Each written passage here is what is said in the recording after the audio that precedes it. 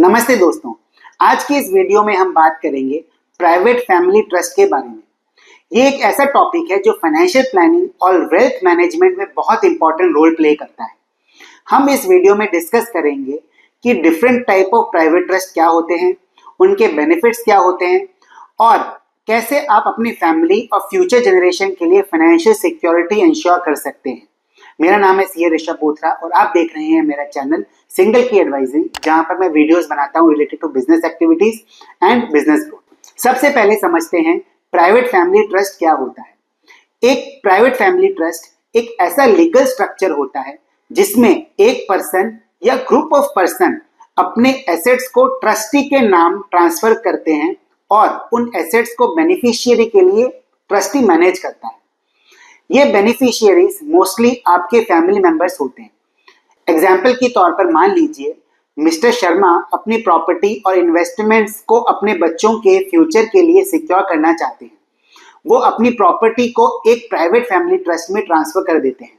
अब ट्रस्टी का काम होगा कि वो प्रॉपर्टी को मैनेज करे और ट्रस्ट के टर्म्स के हिसाब से इनकम या एसेट्स को बेनिफिशियरी को दे दे। अब डिस्कस करते हैं कि प्राइवेट ट्रस्ट के बेनिफिट्स और उसका पर्पस। प्राइवेट फैमिली ट्रस्ट बनाने के लिए बहुत सारे पर्पस और उसके बेनिफिट भी होते हैं। सबसे पहला बेनिफिट होता है wealth preservation and asset protection. Private family trust का सबसे बड़ा पर्पस अपनी वेल्थ को लॉन्ग टर्म के लिए प्रिजर्व करना होता है। ट्रस्ट के थ्रू आप अपने एसेट्स को अपनी लाइफ के बाद भी प्रोटेक्ट कर सकते हैं ताकि वो एसेट्स आपके चूजन बेनिफिशियरी तक सिक्योर तरीके तक पहुंच सके। मान लीजिए मनोज ने लाइफ में अपनी अच्छी खासी प्रॉपर्टी और इन्वेस्टमेंट्स एक्यूमुलेट किया है। उसको डर है कि उसकी डेथ के बाद फैमिली में प्रॉपर्टी को लेकर डिस्प्यूट्स हो सकते हैं या क्रेडिटर्स उनकी प्रॉपर्टी को क्लेम करने की कोशिश कर सकते हैं। इसीलिए मनोज ने एक प्राइवेट फैमिली ट्रस्ट बनाता है और अपने एसेट्स को ट्रस्ट के अंदर ट्रांसफर कर देता है। इस तरह उसकी फैमिली के लिए वेल्थ सेफ रहती है और किसी भी लीगल क्लेम से प्रोटेक्टेड रहती है। दूसरा बेनिफिट होता है state planning and succession planning. Private family trust के थ्रू आप अपने स्टेट को इफेक्टिव सक्सेशन प्लानिंग कर सकते हैं। ट्रस्ट आपको फ्लेक्सिबिलिटी देता है कि कैसे, कब और कितना स्टेट आपके हेयर्स को, आपके लीगल हेयर्स को मिलना चाहिए। ये फ्यूचर जनरेशन के लिए भी प्लानिंग में मदद करता है। फॉर एग्जाम्पल, शालिनी के 2 बच्चे हैं, एक मैच्योर और फाइनेंशियली रिस्पॉन्सिबल है और दूसरा अभी स्टूडेंट है।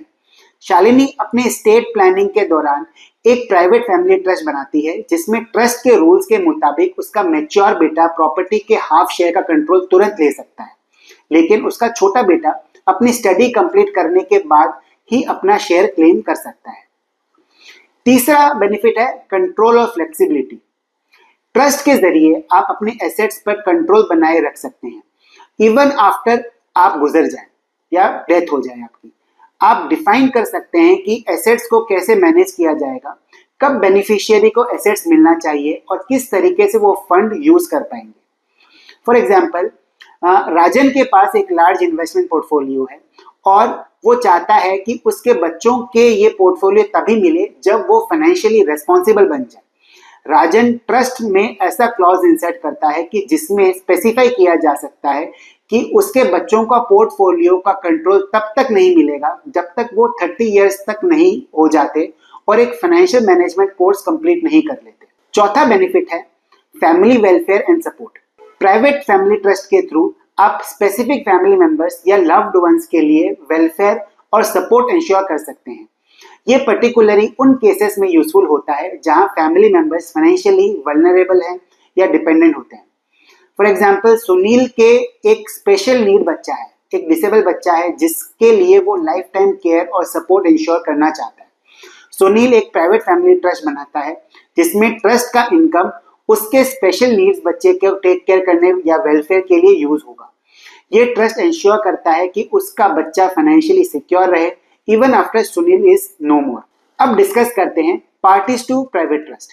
प्राइवेट ट्रस्ट में 4 पार्टीज मेनली होती हैं जो ट्रस्ट क्रिएशन, मैनेजमेंट और बेनिफिट डिस्ट्रीब्यूशन के लिए रिस्पॉन्सिबल है। ये पार्टीज हैं सेटलर, ट्रस्टी, बेनिफिशियरी और प्रोटेक्टर।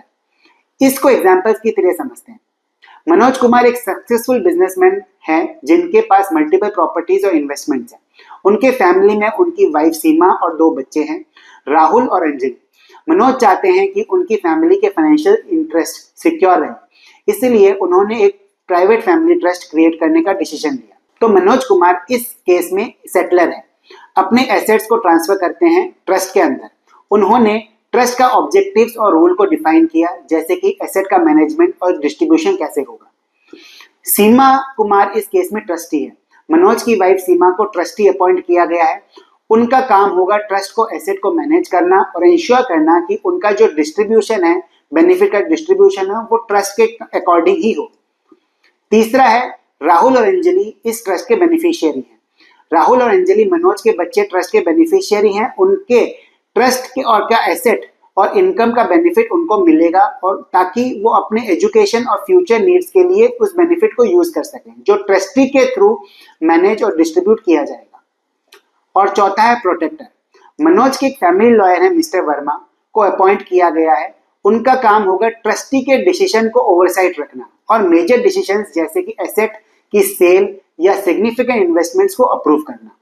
तो सीमा कोई भी जो डिसीजन है, जो ट्रस्टी है, वो मिस्टर वर्मा जो लॉयर हैं उनके परमिशन के बिना नहीं ले सकती, और वो लेना चाहे तो उनकी परमिशन जरूरत पड़ेगी। अब बात करते हैं प्राइवेट ट्रस्ट की टाइप्स के बारे में।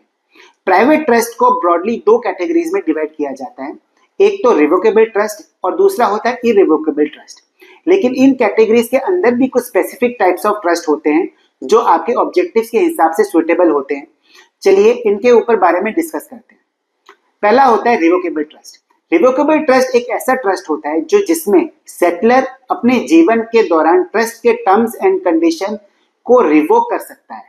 मान लीजिए मिस्टर शर्मा ने अपने एसेट्स के लिए एक ट्रस्ट बनाया, लेकिन वो चाहते हैं कि अगर फ्यूचर में जरूरत पड़े तो वो इस ट्रस्ट के टर्म्स को बदल सकते हैं या फिर एसेट्स के वापस ले सकते हैं। यह एक रिवोकेबल ट्रस्ट होगा।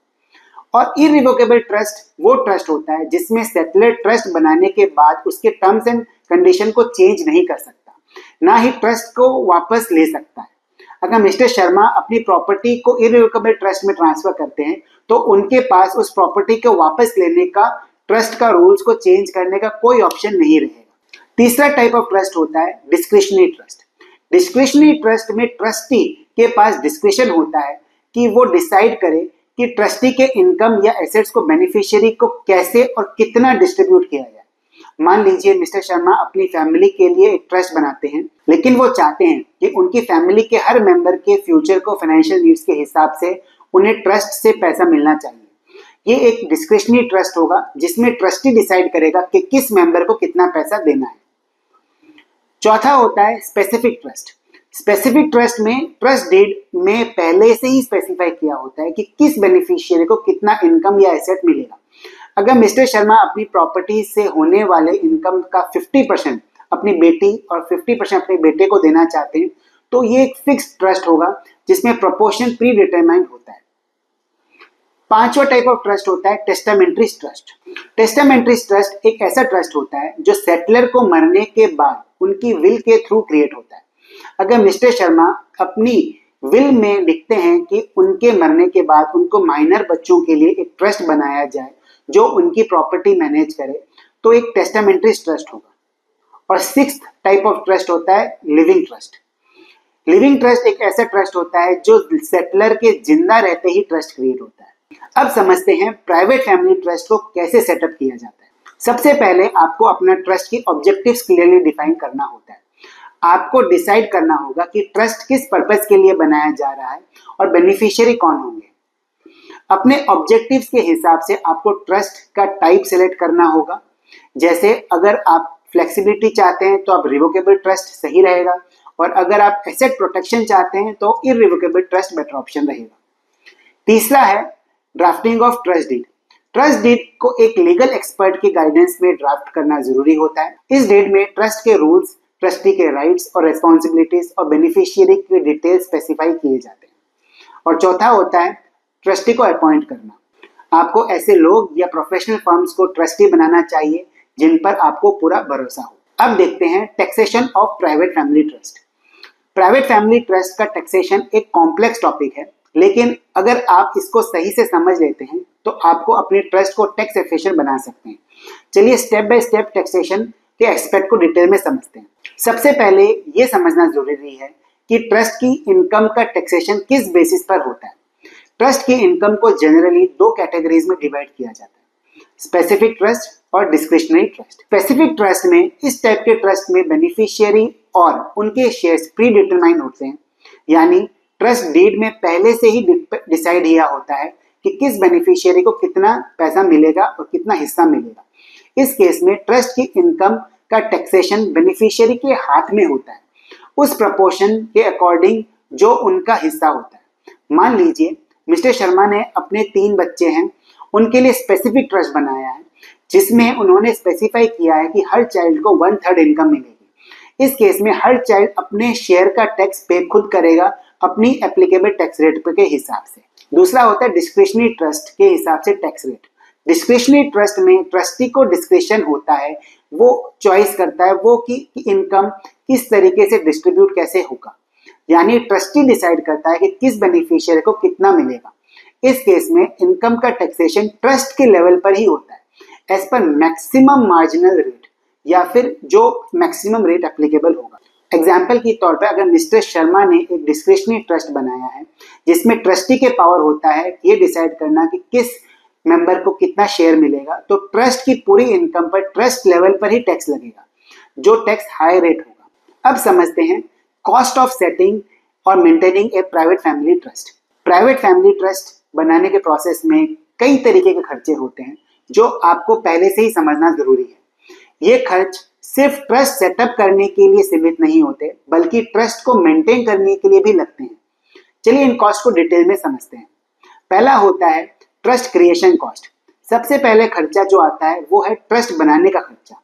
इसमें लीगल फीस, कंसल्टिंग फीस और ट्रस्ट डीड ड्राफ्ट करने का चार्जेस इंक्लूड होते हैं। ये फीस डिपेंड करती है आप कौन से लीगल एक्सपर्ट या लॉ फर्म से ये सर्विस ले रहे हैं। दूसरा होता है स्टाम्प ड्यूटी और रजिस्ट्रेशन फीस। जब ट्रस्ट डीड को एग्जीक्यूट किया जाता है तो आपको उस पर स्टाम्प ड्यूटी और रजिस्ट्रेशन फीस भी पे करनी होती है। स्टैम्प ड्यूटी का अमाउंट डिफरेंट स्टेट्स के डिफरेंट लॉ के ऊपर डिपेंड करता है और ये ट्रस्ट की टोटल एसेट वैल्यू का एक सर्टेन परसेंटेज होता है। तीसरा होता है ट्रस्टी की फीस। अगर आप अपने ट्रस्ट के लिए एक प्रोफेशनल ट्रस्टी अपॉइंट करते हैं तो उन्हें एनुअली या पीरियडिकली ट्रस्टी फीस देनी पड़ती है। ये फीस डिपेंड करती है ट्रस्टी का रोल और रिस्पॉन्सिबिलिटी के ऊपर। और चौथा होता है cost maintenance, administrative and legal cost. Trust को मेंटेन करने के लिए रेगुलर एडमिनिस्ट्रेटिव कॉस्ट लगते हैं। इसमें accounting fees, audit fees, legal consultation और कंप्लायंसेस का खर्चा इंक्लूड होता है। ये ऑनगोइंग कॉस्ट होते हैं जो ट्रस्ट की पूरी लाइफ के दौरान लगते रहते हैं। अब समझते हैं रिस्क और consideration in private family trust. Private family trust setup करना और उसका मैनेजमेंट बहुत यूजफुल हो सकता है, लेकिन कुछ रिस्क और कंसिडरेशन को ध्यान में रखना जरूरी है ताकि आप अपने ट्रस्ट के ऑब्जेक्टिव्स को सही से अचीव कर सकें। चलिए इन रिस्क और कंसिडरेशन को डिटेल में समझते हैं। पहला है ट्रस्टी सिलेक्शन करने का रिस्क।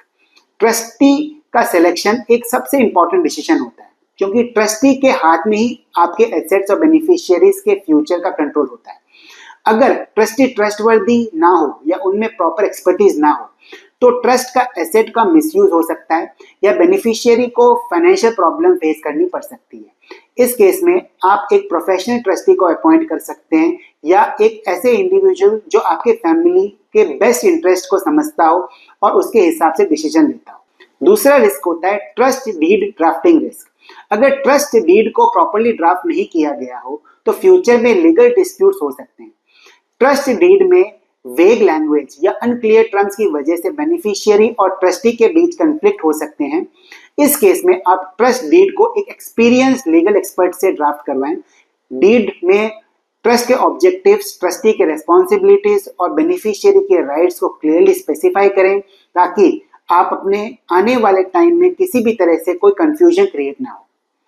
तीसरा होता है tax implication risk. Private family trust को सही टैक्स प्लानिंग ना होने पर अननेसेसरी टैक्स बर्डन पड़ सकता है। ट्रस्ट से होने वाले इनकम या गेन्स पर प्रॉपर टैक्स प्लानिंग ना होने से ट्रस्ट और बेनिफिशियरी दोनों को हायर रेट ऑफ टैक्स पड़ सकते हैं। चौथा रिस्क होता है ongoing administrative cost risk. Trust का प्रॉपर मैनेजमेंट एक ऑनगोइंग प्रोसेस है जिसमें एडमिनिस्ट्रेटिव और लीगल कॉस्ट को ध्यान में रखना पड़ता है। अगर ये कॉस्ट प्रॉपरली मैनेज ना किया जाए तो ट्रस्ट के एसेट कम हो सकते हैं और बेनिफिशियरी को कम पे आउट मिल सकता है। पांचवा होता है risk, family dynamics risk. Private family trust को सेटअप के बाद फैमिली डायनामिक्स भी चेंज हो सकते हैं। अगर बेनिफिशियरी के बीच में जेलसी या मिसट्रस्ट हो तो ट्रस्ट के मैनेजमेंट और डिस्ट्रीब्यूशन में प्रॉब्लम आ सकती है।